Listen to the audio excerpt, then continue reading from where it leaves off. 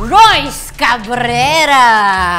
Welcome sa Kitchen Interrogate! Dalawang set yan.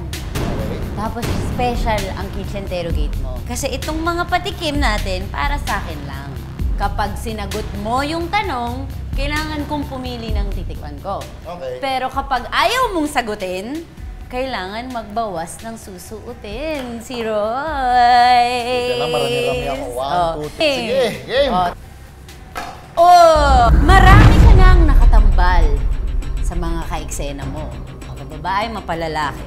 Magbigay ka ng pangalan na sa isa sa mga intimate scenes na nagawa mo, nagkaroon ka talaga ng totoong, alam mo yung feelings? May naramdaman ako. Sino? Walaan ko kay Kokoy. siguro yung eksena namin ni Miss Yayo. Doon sa movie namin. Huh? Kasi ang tagal nun kung mapapanood mo, ang tagal nun, parang 2 minutes namin ginawa yung scene na yun. So parang... So dahil sa tagal, naging totoo. Dahil sa tagal, parang alam mo yun, nawala na kami sa eksena na kumbaga parang ginawa na namin to. Na ito na, para lang tuloy-tuloy na. Tapos kasi walang cut With all due respect kay Miss Yayo Aguila. Yeah. So yun. Tapang Tapang. Hindi, I mean, as ano naman yun, sa trabaho naman yun. Shoot agad. Ito ang lemon with luya. Parang kaya naman. Ubos dapat, di ba? Hindi. Okay, ano yan? Ito na ang ating nagtatagong tanong, mga kapitbahay. Kasi every episode, meron tayong pag-gift sa ating mga kapitbahay na pwede silang manalo ng 5,000 pesos pag nasagot nila yung tanong tungkol sa'yo. Ang nagtatagong tanong natin ay... Sino ang character na paboritong ginampanan ni Royce Cabrera? So, good luck mga kapitbahay! Bilang isang kapusuhang wow! Siguradong meron nang nag-alok sa'yo ng indecent proposal. Magkwento ng isang insidente na nangyari ito. Paano? Ito nasagot ko naman na yung tanong yan sa mga ibang interview. Talaga? Okay. Meron. Paano? Merong nag-offer sa akin. Sa halagang! Paano nangyari? Pinadaan niya pa sa co-manager ko before, kapalit nga nung bagay na to. So, ma-detail. Business transaction oo, talaga. tinapatan niya yung presyo, ganun. Siyempre, ayaw pa namin. Tapos nag-offer, nag-higher offer. Respeto lang din sa mga ganung bagay. Kumbaga, na-appreciate namin. Pero, siyempre, respetuhan. Yun, no? Ako mamimili. Dapat ako mamimili Cheers! Di siya luya. Kalamansi.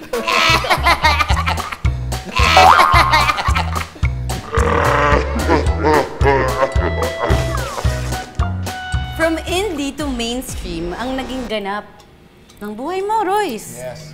Magbigay ka ng isang chika na nasagap mo off-cam. Totoo ba? Affair something, gano'n. Meron? Nakakagulat naman talaga yun. I mean, huwag na. Nadi-develop sa set, ganyan? Nagulat lang ako na meron pa lang silang something before na hindi alam ng karamihan. Ka-age natin. Okay, next question. Dahil sinagot mo sport ka, ikaw pumili ng titikman ko. Okay. Hindi, ano naman ito para maging mabait mabait ka ako sa'yo. naman. Si Mikey Meko sa Kamyas, alam ko. Kamyas.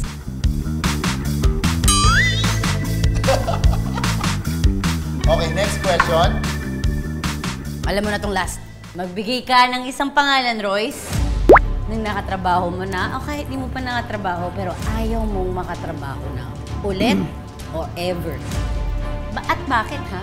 Alam mo, dati talagang ayoko. Pero nung nakasama ko siya ulit sa trabaho, okay na.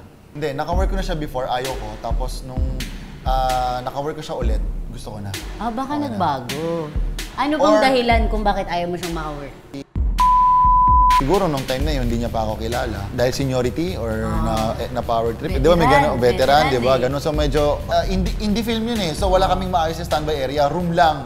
Tapos maliit na room, hindi inaayusan ako ng makeup artist. Dumating siya, late siya. Kasi late siya nasabihan. So galit na siya agad. Ba't ako late sinabihan? Ganyan. Ito sinabi niyo, ngayon ako hinihintay niyo. Magpapayos na ako. Nakatayo lang siya sa gilid namin. Tapos sabi niya, makilang segundo. Ano, hindi ka pa tatayo? Sabi ko, ay, sorry po, hindi ko po alam. Upo siya. Tapos, salamin, di ba? So, nag-ayos ako sa likod niya. Sabi niya, alam mo, inaayusan ako, diyan ka pa mag-aayos. Ang dami ko nakatrabaho na hindi naman ako gano'n. So, medyo, dahil may galit ako sa kanya o ano, natatakot ako. Nagkaroon kami ng heart-to-heart talk, usapan. Mas doon ko na-appreciate. Siguro nung time na yon talagang dahil nga late siya sinabihan, kumbaga, nasa emotion siya ng na parang galit. Sobrang respetado ko yan at yung mga aral na iniwan niya sa akin hanggang ngayon dala-dala ko. Mga kapitbahay, huwag niyong i-chika kung sino ha. Ito lahat. Ang galing nga, hindi ka naghubad eh. O yan, hinawakan mo na, yan na lang. Cheers. Mga kapitbahay,